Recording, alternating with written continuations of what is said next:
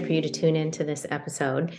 Today, we're talking about cultural norms, and we work with a lot of clients and help them establish their cultural norms. Most of all, we're trying to help them identify what they already are. And then we're working on how to maybe edit them a little bit and help them implement. But what was interesting about this conversation is while we do it so much for our clients, we thought that we really needed to make sure that we're addressing our own cultural norms. We've doubled in size, and so we have more people, and we're getting ready to onboard even more people. So we took a pause at this week's team meeting, and we looked at a first draft of some cultural norms that Celeste and I had put together and discussed them as a team. And they came out stronger and more authentic and more real to us than I ever could have imagined. So I'm really excited to share this Inside Glowe episode with you, and I hope you enjoy it. For us, our work really centers around doing work we love with clients that are getting results that they're really happy about. And so we first laid out, what does it mean if we're working really well together? What does that look like as far as what the clients experience? What does it look like as far as what we experience? And we thought about that. And I think we came up ultimately with like 5 bullet points that work for us. And we tried to imagine how we would also want to describe this to someone else who's joining our team, because sometimes we have this group flow thing going on and there are some unspoken rules that we all have agreed on and don't even know what they are, but they're working really well for us. And then someone else joins the group, right? And then that can be really jarring, because if they don't read your mind, they don't know what's going on. And then you think that everything is going haywire.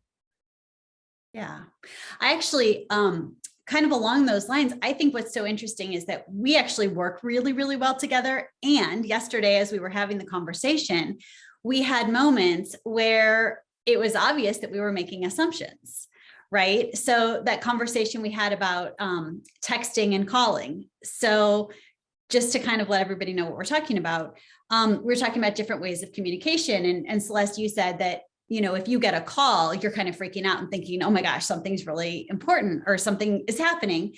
And Whitney and I both made the comment of like, oh, well, calling is really natural for us. And I prefer to call sometimes. And so just even in that exchange, realizing that, oh my gosh, if I call Celeste, she's going to think, that something's really up, as opposed to a text message. And knowing that if I do it, I'm just, I prefer sometimes to chat in person than to text. So it's these little things that I think sometimes people don't think matter at all. But when you take the time to find out what people's preferences are or what we're thinking in the way that we're talking to each other, you get a greater understanding, and then the team works even better together. Yeah, and we had this whole thing, we talked about millennials and not millennials. And this actually reminds me of one of our clients that especially you all helped do this, where one of the more senior people would call anyone at any time and they would just kind of assume it was urgent, and that's why they were doing that. But perhaps that person, that's just the way that they prefer to communicate, and the team would have been free to not pick up, and they just didn't know. Yeah. Yeah, and we put it into practice this morning. So when Celeste texted me about an urgent matter, it actually took me a second, because I looked at it. I'm like, Celeste never texts me. And then it took me a second to think, oh, wait, we decided yesterday that if there's a text, that's actually urgent.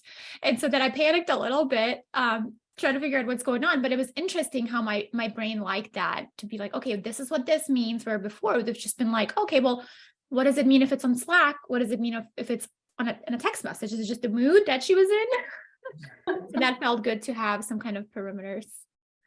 Yeah, I moved up the hierarchy. I was like, oh crap, I don't know if we can get this thing done today if I don't reach out. So I was like, is it worth it to text? And I was like, yes, we've got to get this thing out. Yeah, which ties back to the results, right? I mean, if it was just something on your mind and urgent, that might be different than, oh, whoops, nope, I've actually got to deliver something, so I really do need this person.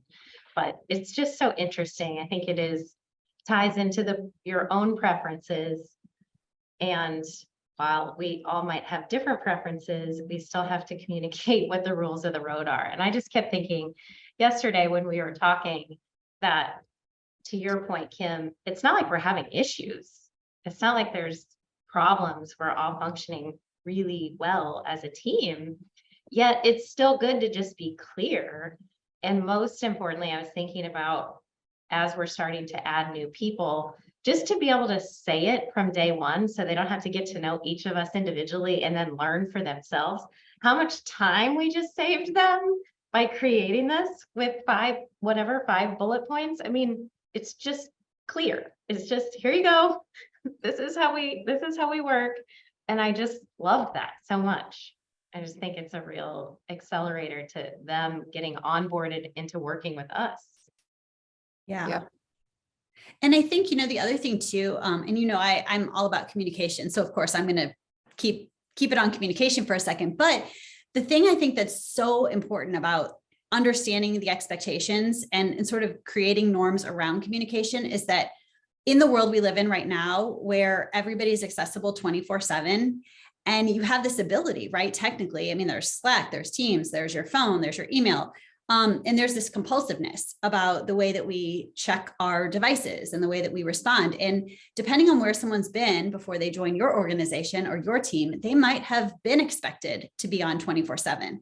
But we know, right, that that's really unhealthy and really unproductive. And so if we don't set clear norms and expectations around communication, people are telling themselves stories about what's expected. And they're behaving in ways that maybe nobody is thinking they need to do at all, but they're making themselves exhausted or never getting a break, or, killing themselves to respond anytime anything comes through, when in fact, it's really not required at all. So I think this is one of the most important norms a team can set, which is just, how do we want to communicate? What does it look like? What are the expectations? And then really mean it. Yeah. Well, and it can also be very counterintuitive, because when I think of rules and norms, I think, whoa, right? Less freedom. Like, what does that mean? Like, I thought we were, open and we can, we're flexible and whatever this new work thing is, right? But technically, when we have those perimeters, when we have the rules and norms, it limits us and gives us more clarity and has a lot more structure, but ultimately gives us more freedom to do other things and not have to worry about like the basic things of, what does this message mean? And then spending a lot of mental energy trying to decipher if it's urgent or not, versus, if we know for sure, it saves us so much time.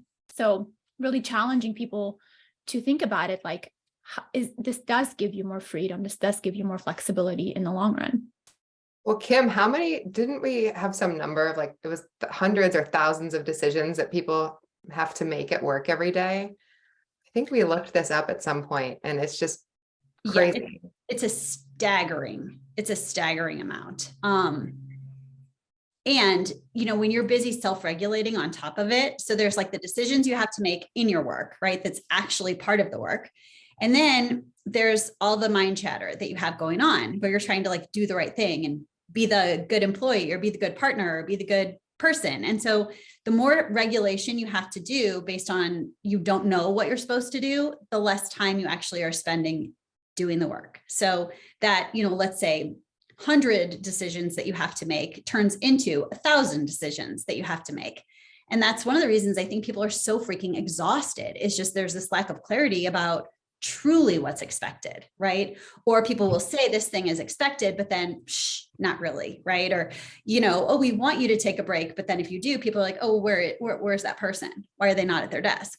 So I think there's a lot in terms of, creating it and then also the follow through, so people can rely on it truly. Yeah. And I just looked it up. It's 35,000 decisions in a day. Yeah. And 227 are just on food alone.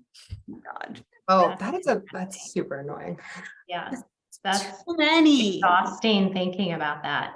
So as we were talking, I was thinking, some of the viewers or listeners that are talking or are listening to our conversation might be saying, well, I mean, it's easy when you have 4 people, but what if you have a team of 50, or what if you have a team of 100 or 1,000?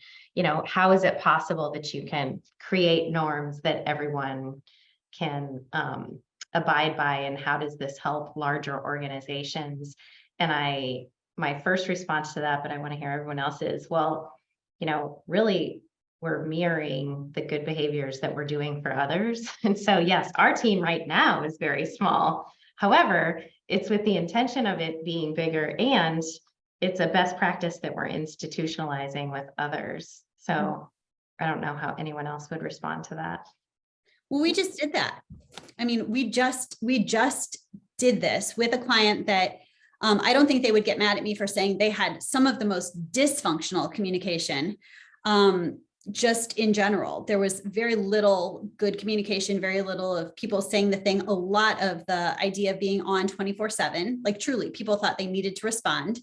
And a lot of people just exhausted and super unhappy. And so this is a larger organization, and we just did that work, right? Where we went in and created norms and expectations. And really the way to do it, I think, at scale is to figure out what is truly important in terms of the results that organization needs to achieve, right? And to listen to what needs to happen, what really truly needs to happen, and then create rules that everybody, well, you're not everybody, because somebody's going to be like, no, I don't want to do that. But for the most part, right, that's going to achieve the goals and that people will agree to abide by. And so it's not a list of 20 things. It's like a list of 3, right?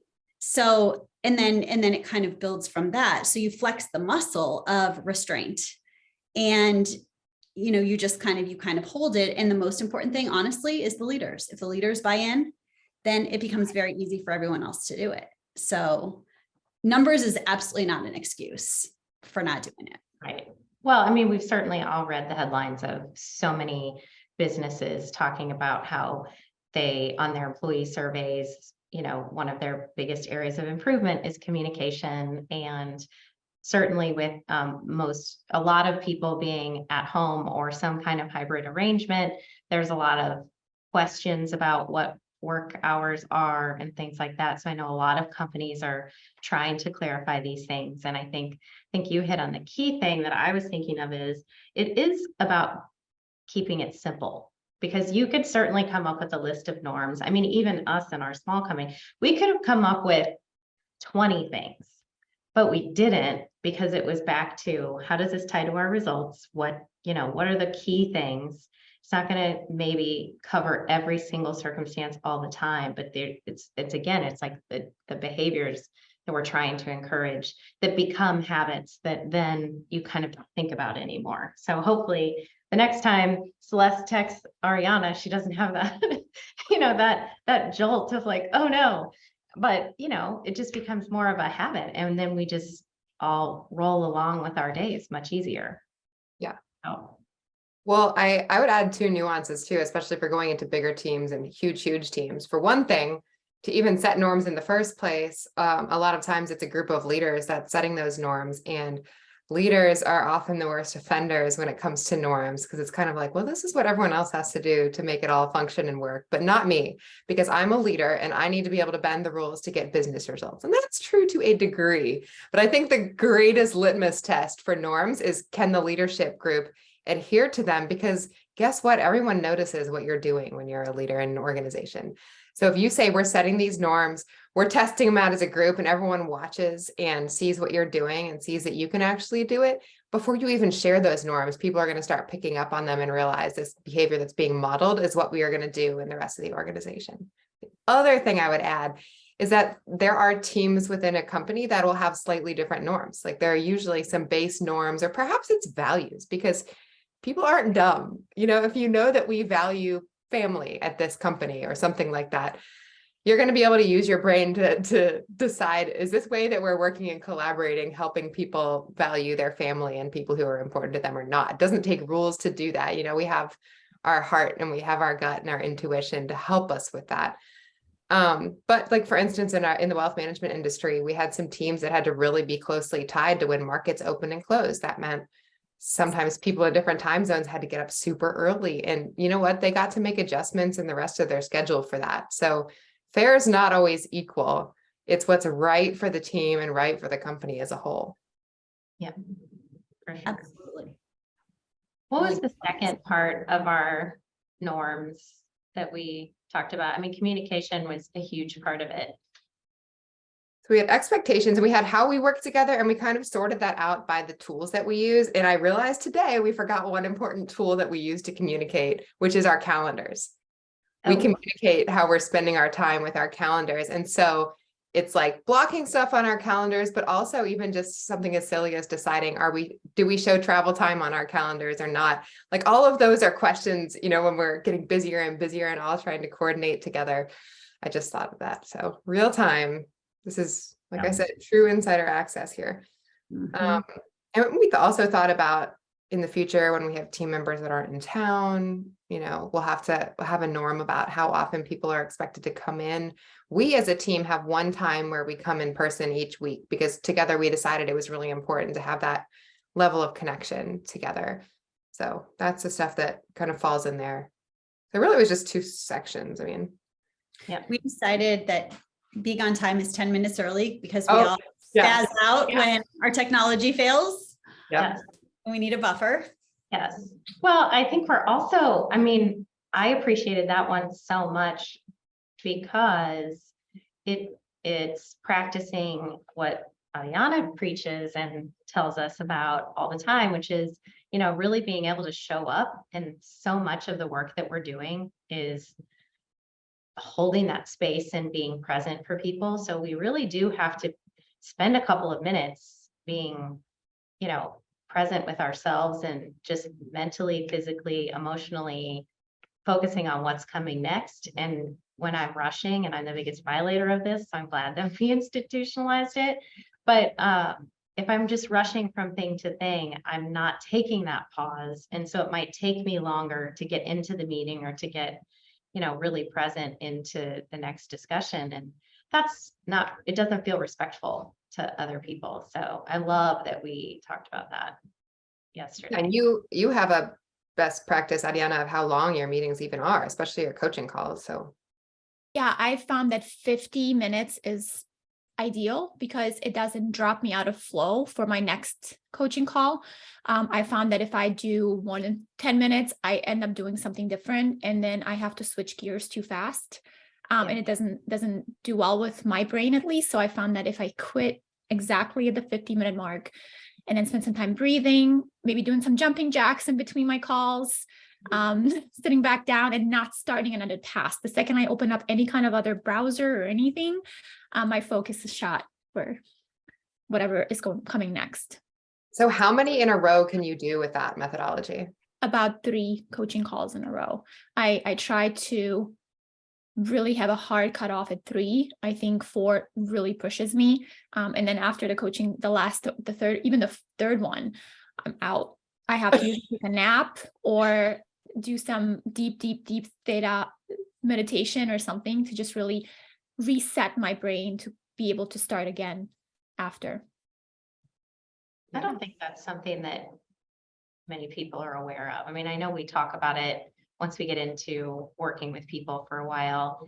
And I think, especially because we've been preconditioned to think that we just can go from thing to thing. And I think also, I know we're all big advocates for really thinking about how much time should a meeting take and how much time, you know, do you actually need and what's the meeting for and what's the purpose and all that. So there's a whole lot that goes into meeting preparation, I think. But I think that it's a hard habit to break. It's hard to say, well, you know, if one of the biggest complaints that we hear is that, well, I'm in meetings all day and I don't even have time to do the work. I'm back to back to back to back. And that means sometimes they're not even able to get something to drink or eat or go to the bathroom or anything like that. And so, but that's just a reflection of our own lack of self-worth, or, you know, we're just not prioritizing ourselves. And so even just thinking about adding in a 10-minute buffer might seem superfluous or not needed to people, but yet it really is, because everyone's going so fast and they're not pausing, and there's no way. I mean, Ariana, that's a perfect example. If 3 meetings is a lot for anybody, I think, to do right in a row, and think about how many times we've heard clients that we're working with say, well, I'm in meetings for 8 hours or more sometimes a day. Think about how exhausted they must be and how effective are they at the end of the day versus the first 2 meetings that they took. And that's not good if your productivity is declining because you're in meetings all day. That's not good for anyone.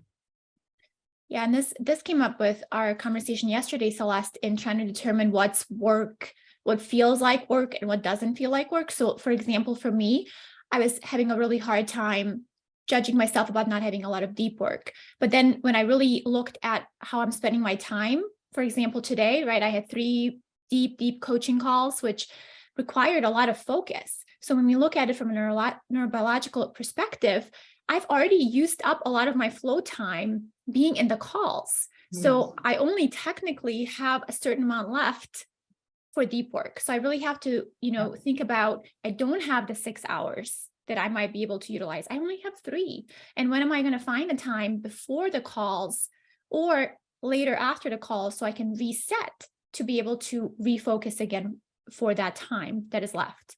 And I think for so many leaders who are in calls all day, they might have that same issue where they think, well, I've been in calls, but now I actually have to do the real work.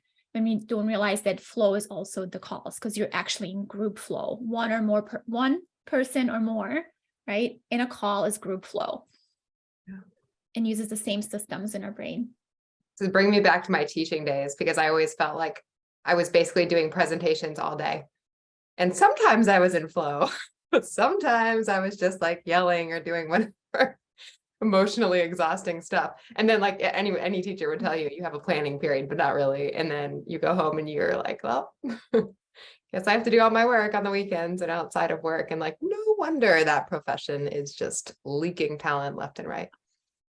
Well, I think all the businesses are doing the same thing, right? The expectation is that you're working on for this period of time, whatever that is for a business, but it's impractical to think that your biology can keep up with that kind of continual pace with no breaks. And yet the systems are designed for that. That's how they encourage work. Right, because we decided that multitasking was a badge of honor, which, by the way, doesn't exist. You can't, right? You can truly not focus on multiple things effectively at all.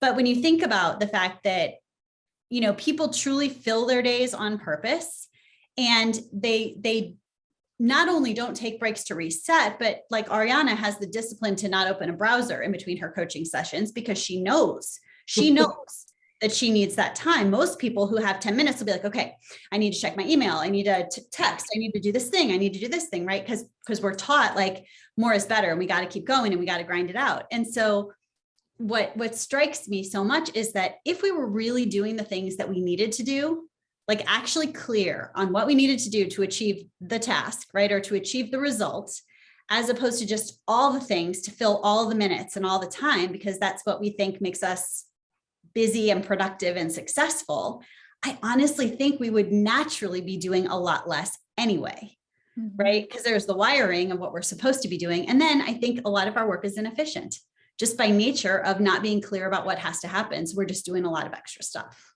Yeah, so true. Yeah, not being able to, or not opening a browser tab between meetings, that's the true badge of honor. I want to know how many people can resist doing that. Yeah, because just imagine, right?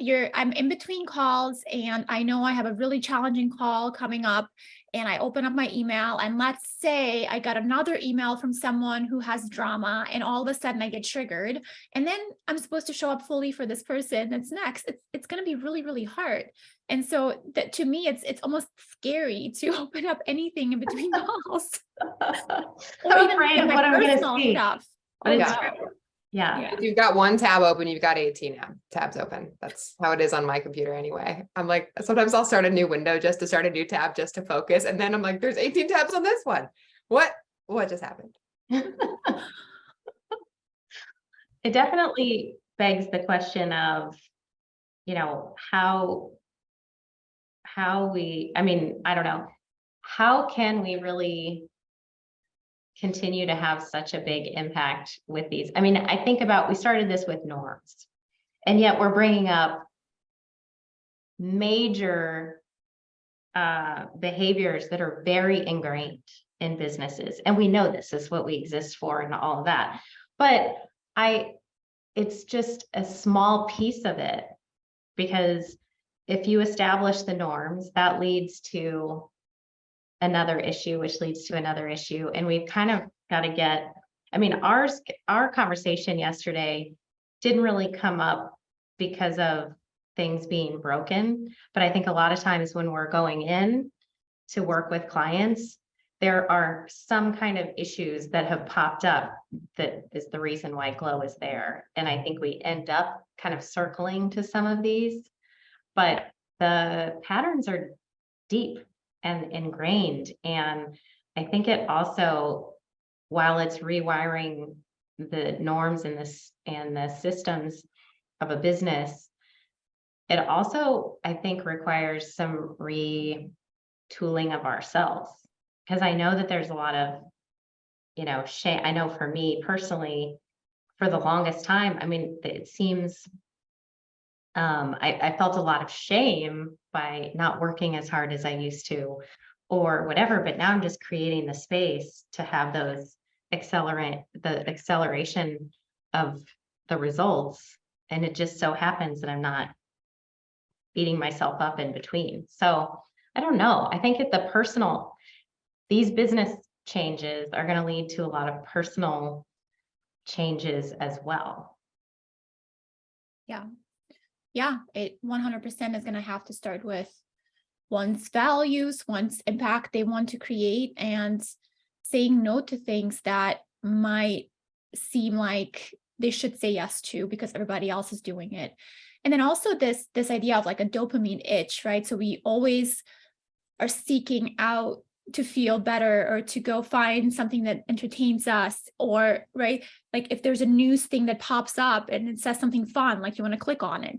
And especially if we're doing boring tasks, or if it's something we don't want to do, we're going to try to go and find something that's more interesting, like going, to go get a snack or something like that. So it's going to require a lot of discipline to say, why is it important for me to be super gritty about turning off everything and going into my focus, like if you have a Mac, going into do not disturb mode, and knowing that whatever is going to happen is going to be okay. So a lot of it requires letting go of things are still going to be okay, even if I turn off things for 30 minutes, right? And so it's a lot of the trying to control our environment, trying to control our moments, and being so distracted with everything because we want to get that dopamine hit. So yes, I totally agree with you. It starts with us and our own discipline. And I think there's anxiety, right? Like, I'm not going to lie. I just had an appointment and I had my phone in my purse for a freaking hour, and I had it silenced and I had it turned down, and I'm listening to it go zzz, zzz. I was sitting in the chair like an electric shock. Literally, I could feel my whole body, like that panic in my stomach, right? Of like, is it a kid? Is it I don't even know, right? But like, I'm recognizing even my conditioning, right? It's my stupid phone is triggering this whole entire like panic response in my body when it's across the room from me. This is not normal, you guys. Right. At all. It is, except it is. That's our next conversation. How about that? Phones. Yeah. How we love them, how we use them, how they multiply our brains, and also how they just dude, I need help. It's like, no, okay. Well, there's your commercial for the next all access. That's true. Stay tuned. That is true. Inside Glowe, man, we could talk about this for a long time, but at the end of the day, I think starting with coming up with talking about what the cultural norms could be, and then deciding on them. And then I think the point is, it's really important for the leaders. It has to start with them. Otherwise, you've just wasted all that time and energy even coming up with it. So anyway, this was great conversation. Thanks for participating and helping us record another one. And hopefully this is beneficial to whoever is listening.